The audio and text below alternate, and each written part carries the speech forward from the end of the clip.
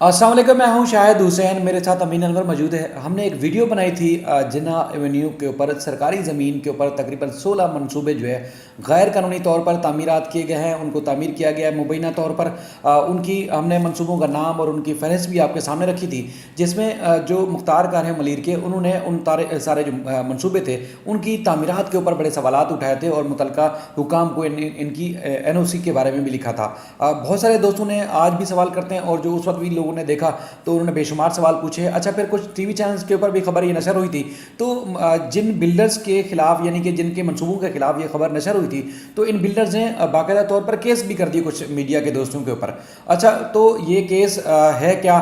उसका कुछ हम बैकग्राउंड बताएंगे। दोबारा भी हम कोशिश करेंगे कि उन सारे मनसूबों का नाम आपको बताएं कि जिनके बारे में तहकीकात चल रही है, और उस तहकीकात को उस अदालती जो मुतलका इदारों के जो तहकीकात है उसको चैलेंज किया कुछ बिल्डर्स ने। कौन बिल्डर हैं और उन्होंने सिंध हाई कोर्ट से क्या जवाब दिया है, और महकमा एंटी करप्शन अब इस मामले में क्या करने कूदा है, वो तफसीलात भी होगी। सारी तफसीलात आपके सामने रखेंगे। तो अमीन, आपका बहुत शुक्रिया, बहुत इंपॉर्टेंट अपडेट है, क्योंकि हम अपने इस प्लेटफॉर्म के ज़रिए ख़ासतौर पर कोशिश करते हैं कि कराची के वो शहरी जिन्होंने अपनी रिटायरमेंट, अपने जो ज़िंदगी भर की जमा पूंजी होती है, वो इस तरह रिहायशी मनसूबों के ऊपर इन्वेस्ट करते हैं, अपने ख्वाब से जाते हैं,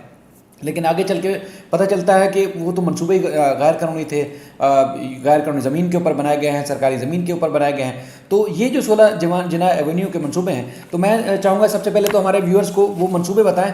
कि किस इलाके में सरकारी ज़मीन के ऊपर जो है वो कितनी ज़मीन थी जिस पे ये 16 मनसूबे बनाए गए हैं। उसके बाद फिर एंटी करप्शन क्या कहता है, सिंध हाई कोर्ट में क्या मामला है, नैब ने क्या कार्रवाई की है, वो सारी तफसीलात आपके सामने रखते हैं। जी शायद ये तकरीबन कोई 30 एकड़ ज़मीन बताई जा रही है जो इस मामले में जो है वो जिसके फैब्रिकेटेड डॉक्यूमेंट्स जिसके जालसाजी की गई है इसके दस्तावेज़ात में। और office of the deputy commissioner district Malir Karachi की जानिब से एक लेटर लिखा गया था 30/9/2021 को सेक्रेटरी लैंड यूटिलाइजेशन और कमिश्नर कराची डिवीज़न को, जिसमें इन तमाम मंसूबों से मुतालिक जो है वो ज़मीनों का रिकॉर्ड जो है वो इनसे दोनों डिपार्टमेंट से भी जो है वो मांगा गया था कि इनका जो रिकॉर्ड है वो हमें दिया जाए। और इसमें जो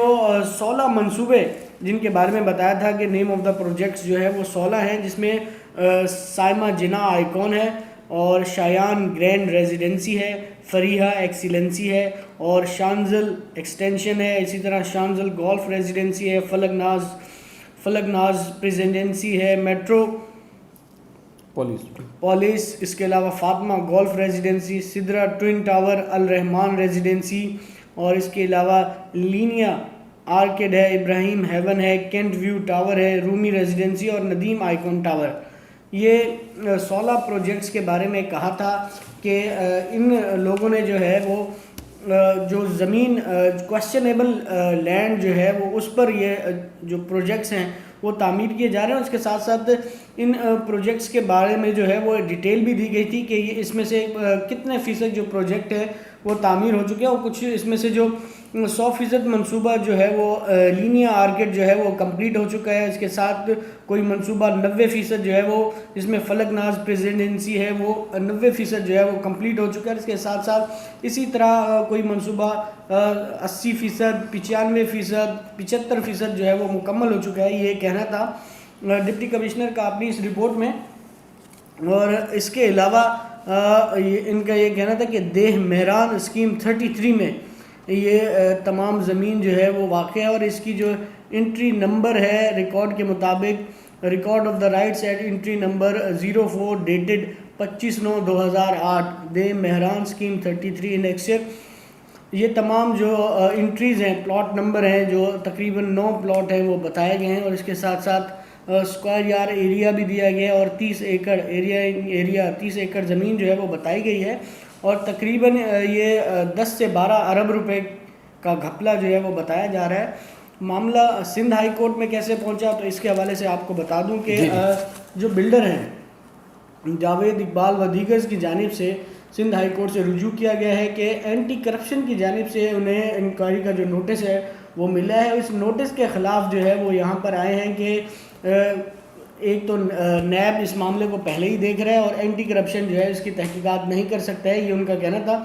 जबकि इस नोटिस को चैलेंज किया गया था, जिसका जवाब एंटी करप्शन की जानिब से जमा कराया गया है, जिसमें उन्होंने तमाम डिटेल्स दी है कि इस सारे मामले में कौन कौन मुलव्वस है और किस किस ने इससे फ़ायदा उठाया। इसमें बोर्ड ऑफ रेवेन्यू के जो सरकारी अफसरान हैं उनका कहना है कि वो भी मुलव्वस हैं। जो जवाब जमा कराया है, पहले उसके बारे में बता दूं,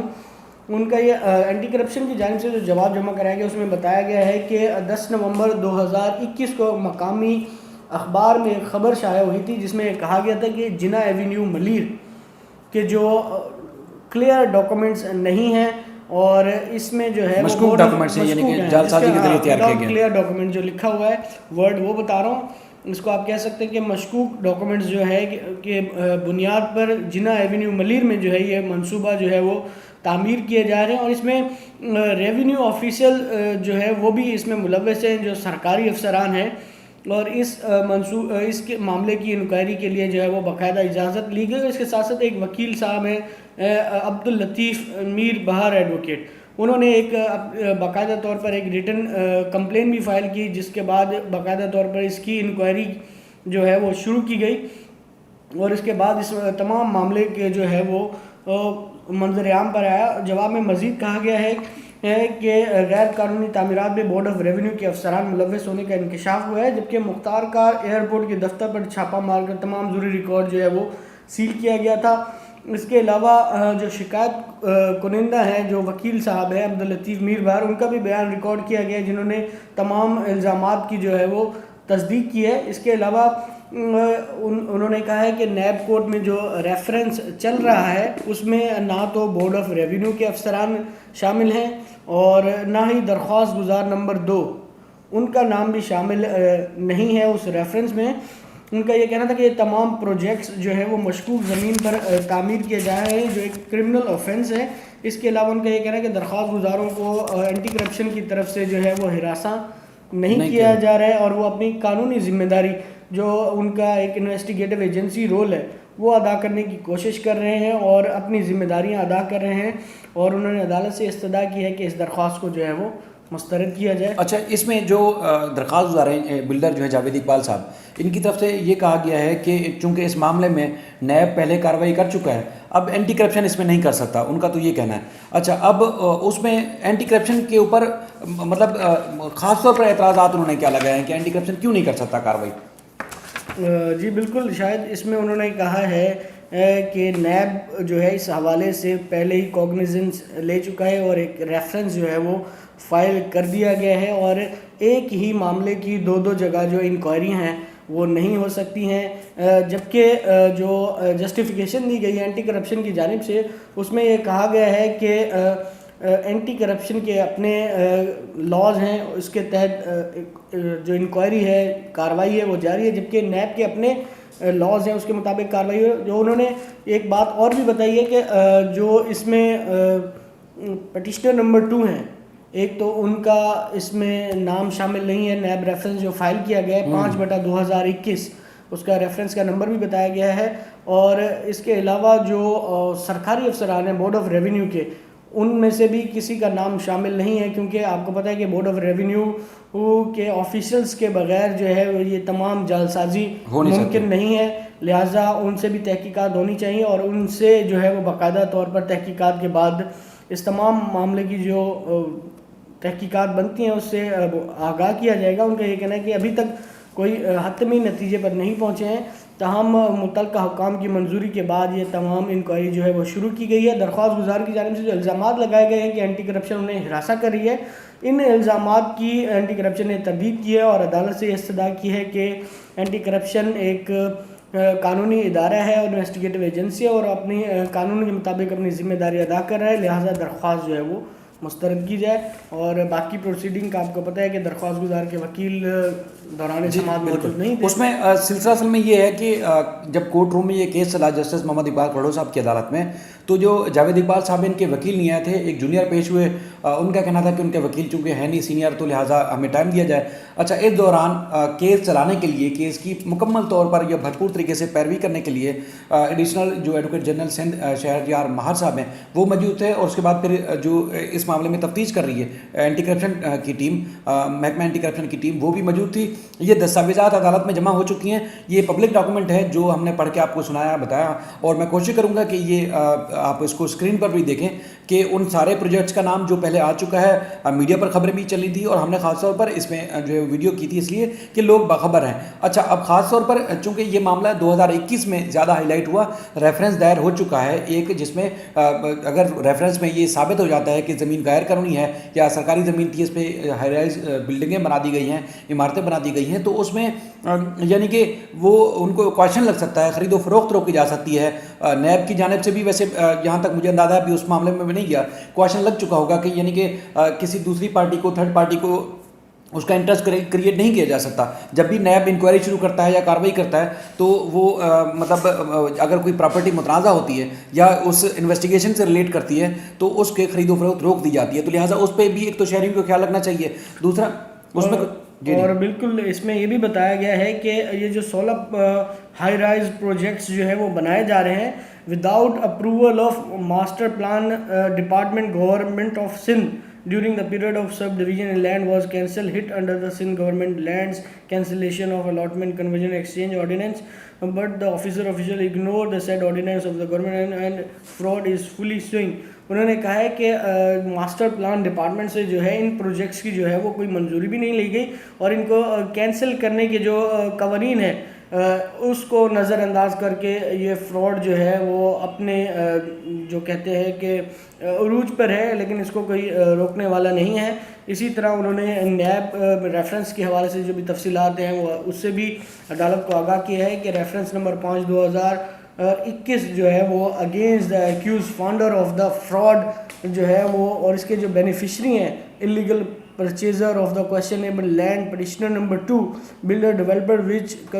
which constructing the high rise buildings projects and utilize whole area for commercial high rise project, which is a criminal offence committed by the officials of revenue department and private builders. Petitioner number 2, their name does not exist in the NAB reference number 5/2021। इसमें उन्होंने बिल्कुल वाजे कर दिया है कि इसके जो बेनिफिशरी हैं जिन्होंने इनसे फ़ायदा उठाया है और गैर कानूनी तौर पर क्वेश्चनेबल लैंड जो है वो एक मशकूक ज़मीन जिसको आप कह सकते हैं जिस पर सवालिया निशान था वो ख़रीदा है, उसे जो है इस रेफरेंस में ना तो मुलजिम बनाया गया है और ना ही जो रेवेन्यू डिपार्टमेंट के अफसरान मुलव्विस थे जिनकी मिली भगत से ये सब कुछ हुआ है। सरकारी ज़मीन जो है वो 30 एकड़ कोई थोड़ी ज़मीन नहीं होती, उस पर 16 हाई राइज प्रोजेक्ट्स जो है जिसमें आपको पता है कि फिर किस तरह की इन्वेस्टमेंट होगी और फिर एक इंसानी अलमिया जन्म लेता है कि लोगों को जो है वो घरों से बेघर किया जा रहा है। आपने मुतअद्दिद ऐसे केसेस कवर भी किए हैं, रिपोर्ट भी किए हैं, वीलॉग भी किए हैं जिसमें आपने खुद ये सारी बातें आपने देखी होंगी कि प्रोजेक्ट्स बन जाते हैं, बाद में पता चलता है कि ये सरकारी ज़मीन या इल्लीगल तौर पर कंस्ट्रक्ट की गई है। बाज़ जगह जो है वो अप्रूवल 4 मंजिला होती है लेकिन 5, 6, 7 मंजिला जो है वो तामीर कर दी जाती हैं, जिसके बाद अदालत जब उन्हें गिराने का हुक्म देती है तो फिर बहुत सारे लोग अदालतों में जमा होकर आ जाते हैं कि उन्होंने तो अपनी जो ज़िंदगी भर की जमा पूंजी थी वो लगा के ये मकान बनाया, लेकिन अब उसे तोड़ने का ऑर्डर हो गया है। लेकिन इस तरह के फ्रॉड्स आपको पता है कि हो रहे हैं, तवातुर से हो रहे हैं अदालती अहकामात के बावजूद, और जब तक इसमें मुलव्विस सरकारी अफसरान को नहीं पकड़ा जाएगा उस वक्त तक ये फ्रॉड जो है वो इसी तरह होते रहेंगे। ठीक है, बिल्कुल। चूँकि जो अदालत में फिर बात हुई कि जब वो वकील साहब ने कहा लतीफ़ साहब के ये जो दरख्वास्त गुजार जावेद इकबाल साहब के, तो उन्होंने जब अदालत में बताया कि उनके सीनियर वकील नहीं है तो उस पर ख़ासतौर पर जुडिशल एडवोकेट जनरल सिंध हैं ख़ासतौर पर शहरयार महार साहब, उन्होंने अदालत से कहा कि इस केस को सुना जाए, हम तैयारी के साथ आएँ क्योंकि ये मामला लटक जाएगा तो आपको पता बिल्डर फ़ायदा उठा जाते हैं, उसके बाद फिर थर्ड पार्टी इंटरेस्ट जब क्रिएट हो जाता है तो उसके बाद और ज़्यादा मसाइल होते हैं। तो जज साहब ने, जस्टिस मोहम्मद इकबाल करोड़ो साहब ने उस वक्त कहा, मैं मौजूद था कमरा अदालत में, उन्होंने कहा कि इस दरख्वास्त पे यानी कि जो एंटी करप्शन के नोटिस को बिल्डर ने चैलेंज किया है उसमें अदालत ने नोटिस से सस्पेंड नहीं किया, मुअत्तल नहीं किया, कार्रवाई से भी नहीं रोका, आप उसके बाद फिर कोई हुक्म इम्तना नहीं है, चाहे तो एंटी करप्शन अपने जो कानून है उसके हिसाब से आप कार्रवाई कर सकते हैं, हमने आपको रोका नहीं है। तो बहरहाल इस पे अदालत ने कोई रोक टोक नहीं की है, केस की समाअत तो मजीद मुलतवी हुई है, लेकिन ये जो जवाब अदालत में जमा कराया गया इसकी बिहाफ पे मैं बता रहा हूँ कि लग रहा है कि आगे जाके मजीद सूरत हाल संगीन हो सकती है। एंटी करप्शन अपनी अलग से इंक्वायरी कर रहा है, उसमें ना सिर्फ बिल्डर बल्कि वो महकमा बोर्ड ऑफ रेवेन्यू के जो अफसरान हैं जो इस मिली भगत में मुलविस है, जिनकी मिली भगत से ये तमाम इमारतें तामीरात वहाँ उनकी की गई है। अब नैब का दूसरा रेफरेंस जैसे पहले मैं आपको बता रहा था, तो इसलिए ये जब ये सारा जॉइंट वेंचर हो जाता है, सारी चीज़ें जॉइंट हो जाती हैं, तो उसमें खासतौर पर आवाम का नुकसान होता है। बिल्डर ज़ाहिर है एक जगह से नहीं तो दूसरी जगह से वो फ़ायदा ज़रूर उठा जाएगा, लेकिन आपको खुद ख्याल रखना है, एहतियात करनी है। ये किसी भी इमारत या किसी भी प्रोजेक्ट या किसी भी मनसूबे का कोई ऐसी मनगढ़ंत बात नहीं है, हम दस्तावेज़ात की रोशनी में बात कर रहे हैं। मैं अक्सर यही कहता हूँ कि जो भी डॉक्यूमेंट्स होते हैं उस डॉक्यूमेंट्स की रोशनी में हम आपको बताते हैं और कोशिश करते हैं कि आपको अवेयर रखें। इसका मतलब ये नहीं होता कि हम किसी की ज़ातियात या किसी भी ज़ाती तौर पर किसी को निशाना बनाने की कोशिश कर रहे हैं। अगर कोई चैलेंज करता है तो ये डॉक्यूमेंट्स मौजूद हैं, हम इस डॉक्यूमेंट्स की रोशनी में उसका दिफा जो है कर सकते हैं। और सिर्फ ये वीडियो बनाने का भी मकसद ये होता है कि आवाम को आगाह रखें, ना कि इससे कोई और फ़ायदा उठाएं। अपना ख्याल रखिएगा, फिर किसी और व्लॉग के साथ आपकी खिदमत में फिर हाजिर होंगे। आपका भी अमीन बहुत शुक्रिया।